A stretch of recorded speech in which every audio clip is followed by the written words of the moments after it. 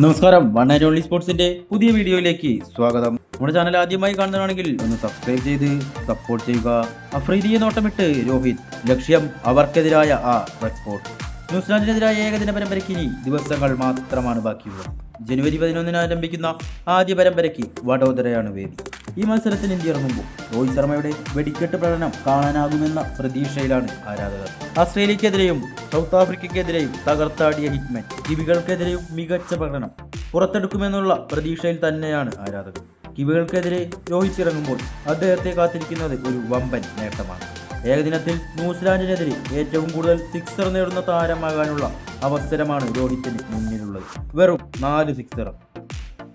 4 sixer നേടിയാൽ അഫ്രീദിയെ മറികടന്നു 51 sixer എന്ന നേട്ടവുമായി ന്യൂസിലാൻഡിനെതിരെ ഒന്നാമതെത്താൻ രോഹിത്തിനാകും.